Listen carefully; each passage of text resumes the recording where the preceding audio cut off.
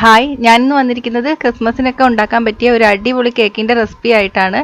ക്രിസ്മസിന് നമ്മൾ കൂടുതലും പ്ലം കേക്ക് അല്ലേ ഉണ്ടാക്കാറ്. പക്ഷെ പ്ലം കേക്ക് ഉണ്ടാക്കിയെടുക്കാൻ നല്ല പാടാണ്. നമ്മൾ ഫ്രൂട്ട്സ് ഒക്കെ സോക്ക് ചെയ്തൊക്കെ വെക്കണം.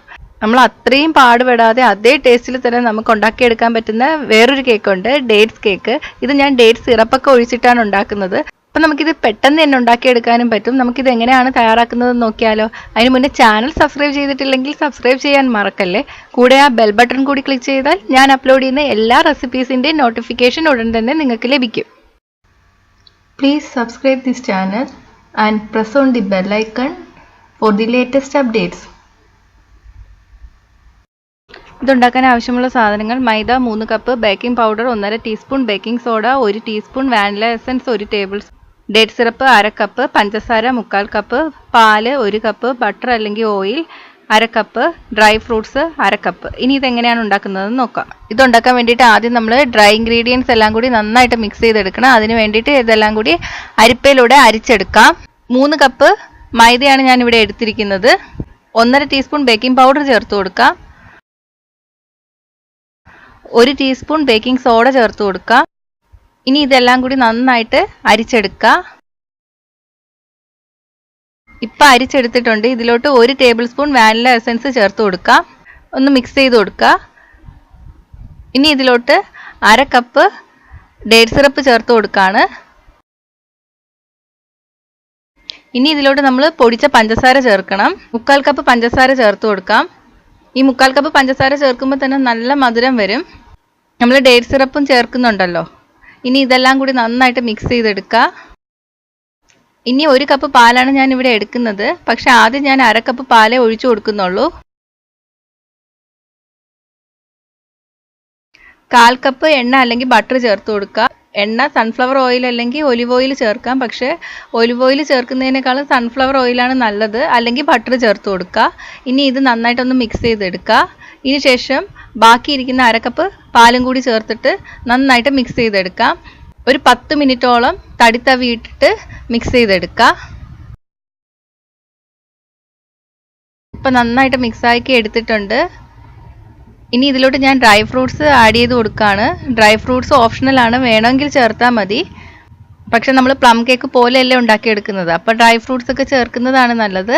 2 ടേബിൾ സ്പൂൺ ഈന്തപ്പഴം അരിഞ്ഞത്, 2 ടേബിൾ സ്പൂൺ വെളുത്ത ഉണക്കമുന്തിരിയും, 2 ടേബിൾ സ്പൂൺ കറുത്ത ഉണക്കമുന്തിരി, 2 table spoon cherry, 2 table spoon അണ്ടിപ്പരിപ്പ്. ഇതെല്ലാം കൂടി ചേർത്തിട്ട് നന്നായിട്ട് യോജിപ്പിച്ചെടുക്കുക. ഇതെല്ലാം ചേർക്കണമെന്ന് നിർബന്ധമൊന്നുമില്ല, നിങ്ങൾക്ക് ഇഷ്ടമുള്ളത് ചേർത്ത് കൊടുക്കാം. ഇപ്പം മിക്സാക്കി എടുത്തിട്ടുണ്ട്. ഇനി ഒരു കേക്ക് ടിന്നിൽ എണ്ണയോ ബട്ടറോ തടവി എടുക്കുക. എന്നിട്ട് ബാറ്റർ ഇതിലോട്ട് ഒഴിച്ചു കൊടുക്കാം.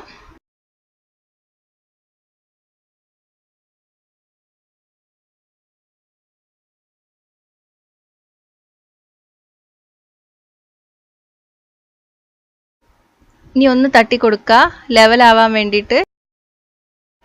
ഇനി ഇത് 325 ഡിഗ്രി ഫാരൻഹീറ്റ് അല്ലെങ്കിൽ 165 ഡിഗ്രി സെൽഷ്യസിൽ പ്രീഹീറ്റ് ചെയ്ത് ഓവനിൽ വെച്ച് ബേക്ക് ചെയ്തെടുക്കാം. 10 മിനിറ്റാണ് പ്രീഹീറ്റ് ചെയ്യേണ്ടത്.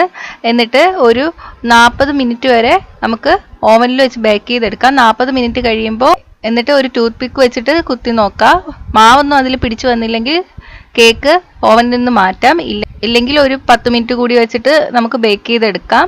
കേക്കിന്റെ വലിപ്പം കൂടുന്തോറും ബേക്ക് ചെയ്തെടുക്കാൻ താമസമായിരിക്കും.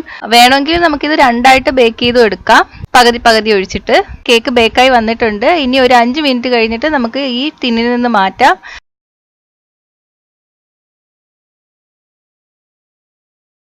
ഇനി ഞാൻ നടുക്ക് കുറച്ച് ഭാഗം എടുത്ത് കളയാണ്. അവിടെ കുറച്ച് ചെറി വയ്ക്കാൻ വേണ്ടിയിട്ടാണ്.